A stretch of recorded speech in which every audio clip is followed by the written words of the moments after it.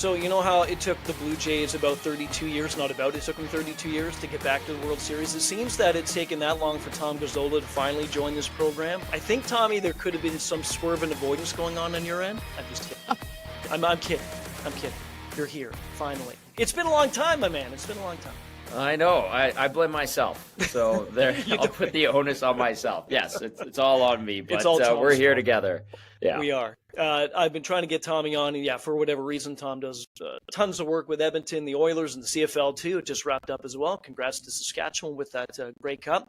Tom Gazzola, host of Oil Stream post and pregame, Edmonton Sports Talk, co-host of Hello Hockey with Sean Bell. We will dive into Edmonton heavy, of course, Tommy, with the Oilers. We'll talk about the defense, the goaltending. We can probably spend hours on the goaltending like we have, I think, for the last couple of years, but we'll save that for just a little bit. And we'll go 77 seconds in with you, 7 questions, no time limit. It's going to be a lot of fun. Let's get into it right away. So I was looking at the numbers for this season compared to last, only with the record. So last season at this point, they were 9-7-2. Now they're 9-7-4. So pretty much on par with what they were a season ago. But these are incredible numbers here. And you know this. They're 16th in goals. They're 26th in goals against. 24th in 5-on-5 goals, 30th in 5-on-5 goals against. Yet they have the 3rd best power play, no surprise, 2 of the best in the game who do that on a nightly basis. Just give us, based on those numbers and everything else, kind of the first month in here, your assessment of this team, if you can, because I know it's been up and down. Yeah, happily. I mean, the post-game show, Ryan, has been a plethora of complaints. I bet. Not that that's surprising, but yeah. I was driving home the other night after they lost to Columbus. They were down 5-2. They kind of clawed their way back into it. It was a 5-4 loss. The Jackets had just gone on a long road trip. It started on Long Island. They came out west. They went to Alberta. Actually, they went to Vancouver, came back to Alberta, went back out to the West Coast, wrapped it up in Seattle, had a day between games, and then actually faced the Oilers, and they were all sick, the Jackets were. And the Oilers ended up losing that game. And I'm sitting there driving home after the post-game show thinking to myself, like, what is wrong with this team? Right. And I reflected on, like, the fan base, too, and how unhappy it's been this year, and for good reason.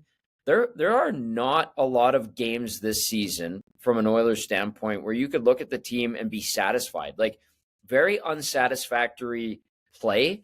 Yeah. It's led to mixed results despite, the high-end talent that this team does possess. And there have been a lot of nights where they have won, sure. Yeah, they have 9 wins, but only 2 of them really you could look at and go, boy, they played well. Because most nights it's either an overtime win, like we saw the other night, and 2 of these wins, the 2 wins on this trip have been overtime wins so far. There was a game against the Vancouver Canucks. It was the 2nd game of the year where they played a pretty good game, and you could be like, all right, that's satisfactory. And then there was a win. That was game 2. We're talking early in the season. That's crazy. Exactly. Yeah. And we're still pointing back to that game, being like, that was a good one. And then they beat the Mammoth in convincing fashion. When the Mammoth had rattled off like 7 straight wins, they were the hottest team in the league, and the Oilers were down in the first period. And then they had this let's call it like a very candid conversation that they discussed about postgame in the first intermission with each other. And they said enough is enough. And they went and stomped Utah 7-2. They had 5 goals in the second period. Yeah, and we kind of thought to ourselves, okay, they're back. This is the Oilers team that we expected, the contender, the team that, has 2 of the best players in the world. And it just reverted back to playing unsatisfactory hockey, spotty defensive hockey. The goaltending has, been okay at best. Yeah. But when you're hanging out both goalies to dry on a nightly basis, giving up quality chances, like this fan base has a lot of reason to complain. And that's what I pointed back to when I go and look at this team and why fans are upset about it, because they have not played satisfying games or hockey. It's just been, it's left a lot to be desired from this group. They haven't really put together a 60-minute performance outside of that Vancouver game and 40 minutes against Utah. That was like almost a month ago now, Ryan. What about the game against Colorado? Oh, yeah, though, the one that was tied for the worst loss in franchise history on home ice. Yeah, well, that one went sideways pretty quickly, didn't it? Yeah, 9-1. They got their asses kicked. Hey, Sean Bell and I Belzy was filling in on post game as the analyst for Matt Cassian that night. Yeah. And Belzy and I were leaving the press box with about 10 minutes left, and we're walking around the arena, and people are like, they weren't even mad. They were just laughing at the Oilers. They're like, Belzy, Tommy, how are you guys going to break this one down? Well, what can you say? Like, they sucked. They got crushed. And we were just laughing. And it actually got to a point. So just really quickly, I built a studio. When we started our station, EST, I built a satellite studio. I bought a place right across the street from Rogers Place in Edmonton. Yeah. And in my den, I built a satellite studio, essentially. And so, like, you run into Oilers fans all over the place because the rink's right across the street. Yeah. And they're like, hey, is this still 7-1? And Belzy and I are like, no, it's 9-1. And then you could just hear, like, people going to bars around the arena. They're like, 9-1? Did you guys say 9-1? And it's like an echo. It's like, 9-1, guys, 9-1, really? And it was just like boom, boom, boom, all around the intersection right by the arena. And Belzy and I were just chuckling to each other like, this is insane. And when it gets to the point where they're making fun of the team and kind of not apathetic, but just like, boy, they suck. Yeah.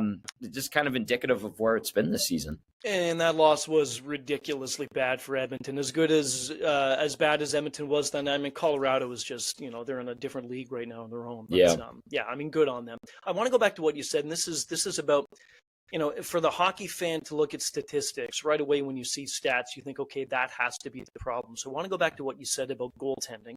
And if you look at the goaltending, the stats are not great, and they've not been great with Pickard and Skinner. You and I and others have had this discussion about the Edmonton goalies for a long time now.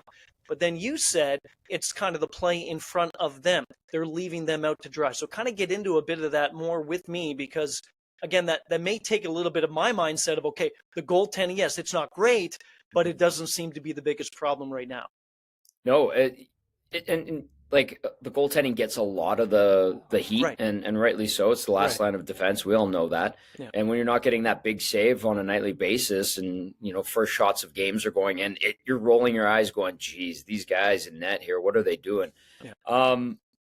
Defensively, this team's been a mess. And, there was I think it was in The Athletic, they had this defense as a top 5 unit in the NHL. And I'm sitting there going, and listen, there's articles backing it up with numbers and advanced metrics.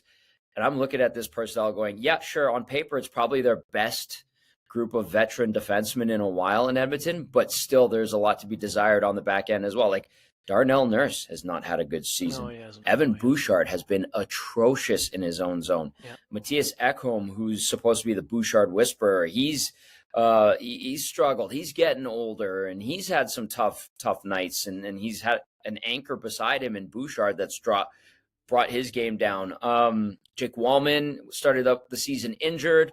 He came back, was good offensively. He's had some poor decisions that have led directly to goals, and then Brett Kulak, who's just a steady hand, third pairing guy, he's had some rough outings. And then they've kind of rotated between Ty Emberson and Alec Regula, who is a good story out of camp. He's only played, I think he's coming up on about 30 NHL games total. Yeah. But the Oilers, they plucked him off waivers from Boston last year. He was a Chicago draft pick that Stan Bowman knew, obviously.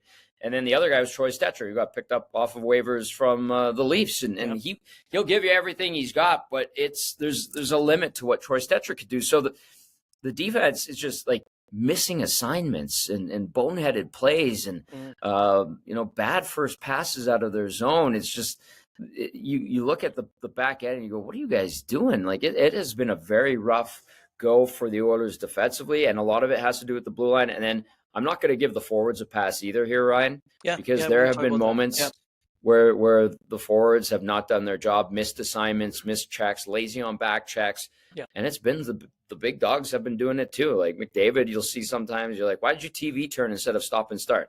Yeah. It's hard to question a guy like that, but he has those moments. Draisaitl, same thing. Yeah. The numbers too, you were talking about Ekholm and Bouchard in 5-on-5 in October. Ekholm, when he was on the ice, not just him, but the 4 others, of course, but when he was on the ice, the team was outscored 14-7. When Bouchard was on, they were outscored 11-5. Now in October, combined, they're outscored 8-6, or they're outscoring their opponents 8-6. So things are improving, but again, lots of holes with that. And you think too, with the veteran group on the back end, that the simplicity of finding the man that you have to check, and the simplicity of trying to get the puck out of your zone and not missing assignments, you think that that's something they do, but for whatever reason, They're just not doing it. You mentioned Stetcher to Toronto. Just quickly before we get to talk about the forwards in Edmonton, what's the feel around Edmonton, around you, about what's going on in Toronto with the Maple Leafs? Because regardless if you're a fan or not, of course, they're certainly not making the headlines for all the right reasons. So what's kind of the sense? Is the sense of, hey, maybe like Edmonton, they don't have any source of, I don't know, any sense of control, guidance, whatever it is, but, everyone in Toronto's ready to blow the team up as usual.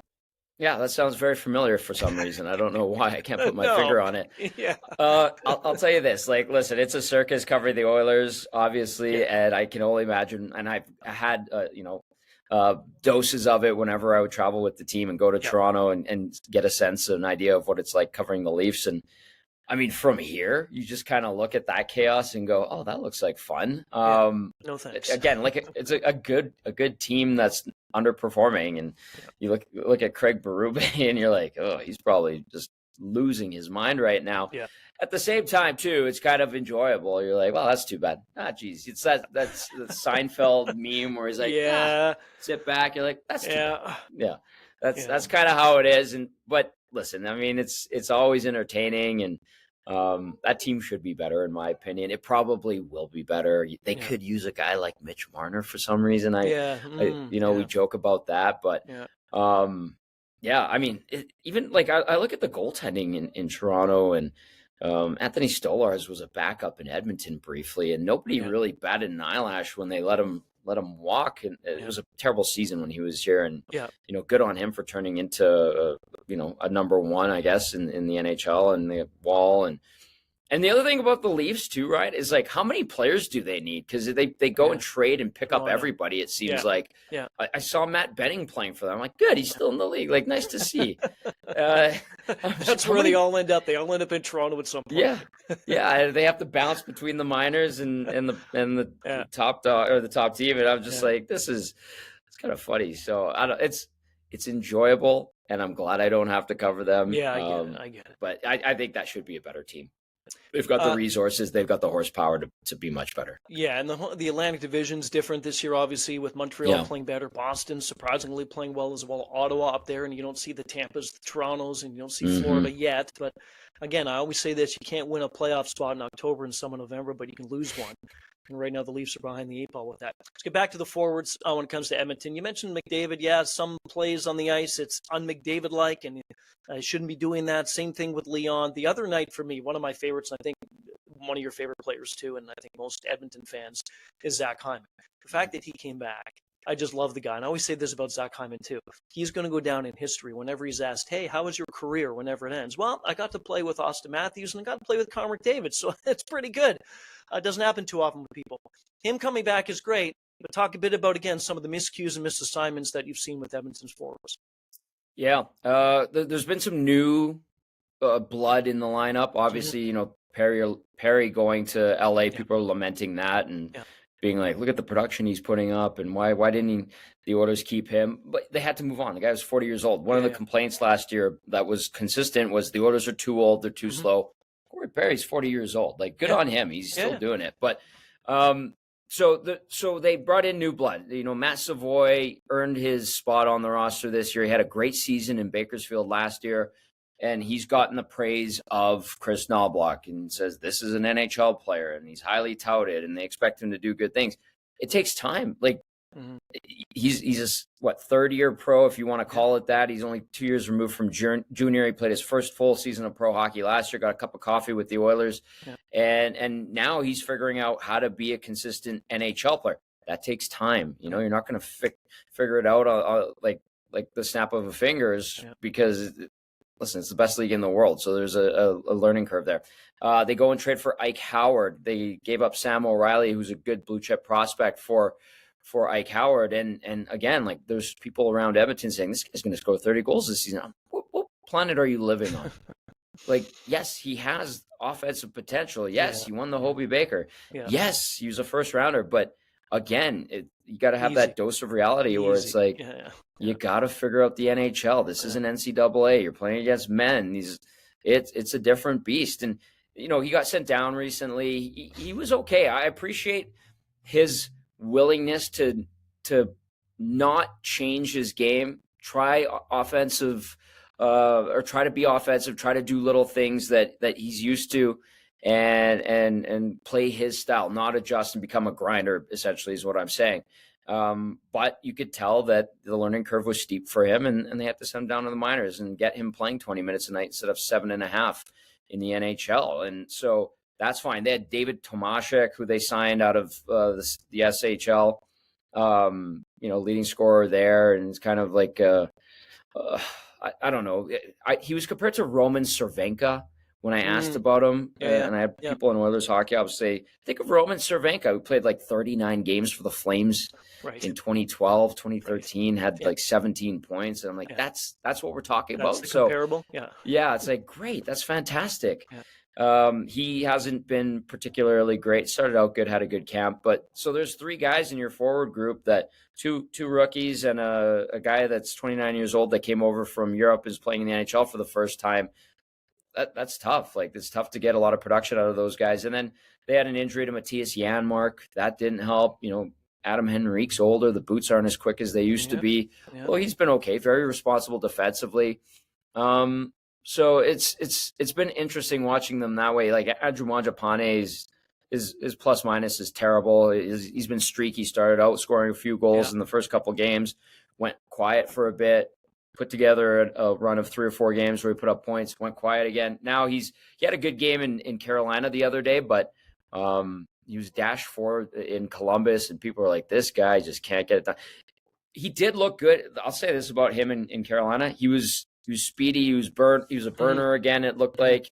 He was pesky, but it's kind of been spotty with him as well. So that's kind of been the plight of the Oilers forwards, is, not a lot of offense either. And this team this season, I think they've just hit 4 games where they scored more than 3 goals.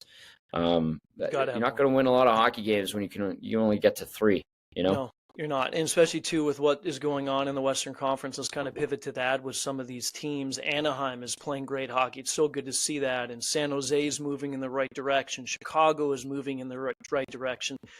You've watched hockey a long time. I've watched hockey a long time. Remember when McDavid came in and Matthews came in and Eichel came in and Marner? I can keep going. And we thought, okay, here's this new wave, and lets his fans ride that way. But now the Matthew Schaefers, the Macklin Celebrinis, the Connor Bedards, the Leo Carlson, the stop me, if you want to keep going.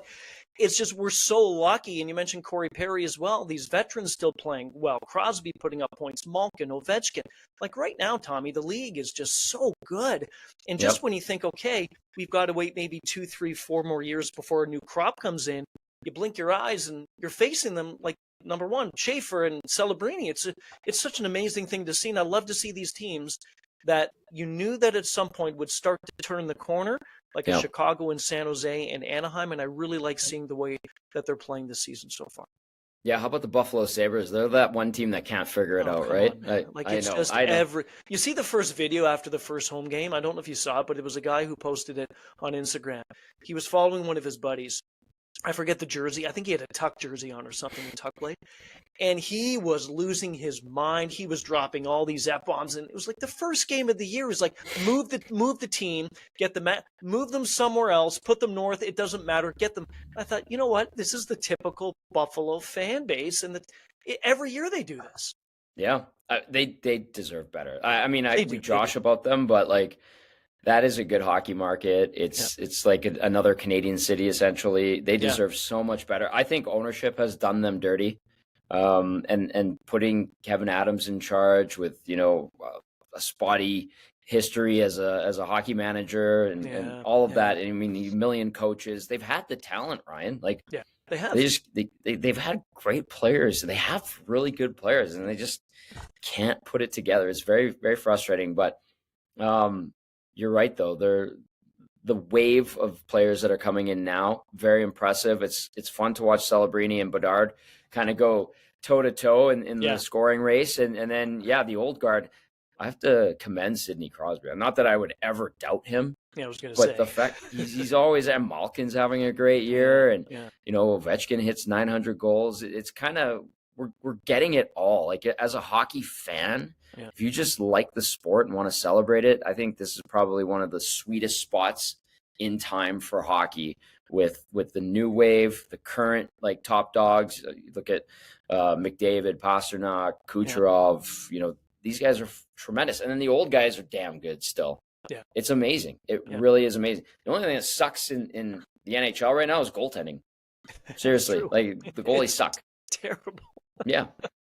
So what does it tell you? It just tells you that the players are too good, or defense is bad, or what? I mean, it'd be hard for me to think that the goalies aren't that great, but you're right. The goaltending, it's not something we talk about on a daily, nightly basis at all.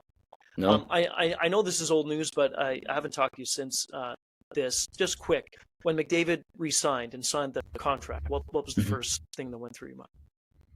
Finally.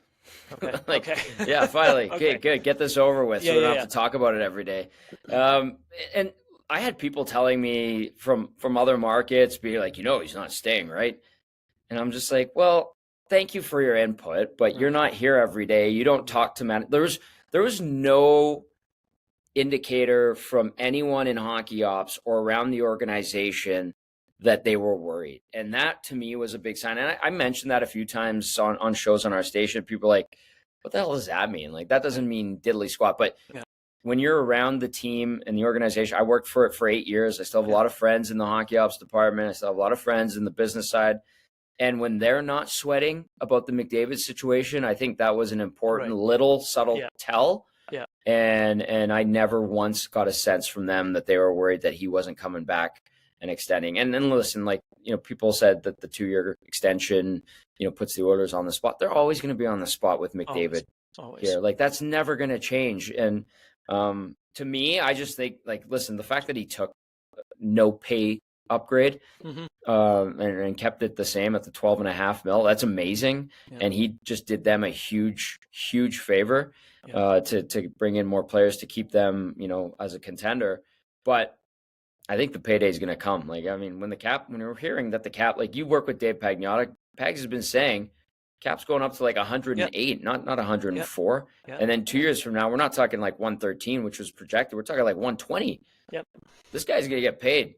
Like, his money's coming, and he's made a ton already. But, whether or not it's in Edmonton or somewhere else, we can debate that in 2 summers. I'm not looking forward to it, but I didn't get any inkling that he was leaving or that he wouldn't re-sign with Edmonton. And sure enough, I mean, they got the deal done. So to me, it was just like, finally, let's move on.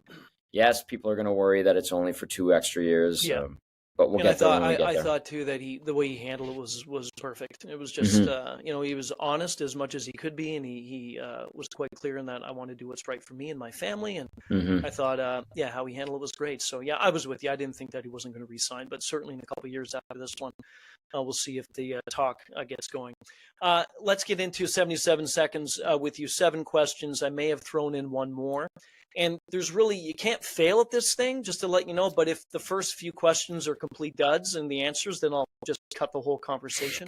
I'm kidding. That's never. I'm not good at tests, by the way. Okay, well, this isn't a test. Let's make this an exam. It's a lot easier. Okay. Yeah, that's even scarier, more daunting. Thank you. When I was in school, term work, no problem. Tests and exams, it went down so much, and I remember I'd come home like my parents, sorry, like I just can't do them. I can't do it. Yeah. Anyway, all right, here we go. Describe Gene Principe in one word. Outstanding.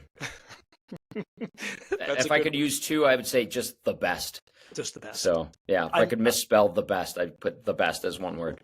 I met him during game 4, or down game 3 and 4 of the final last year in Florida. We had him on the show a number of times.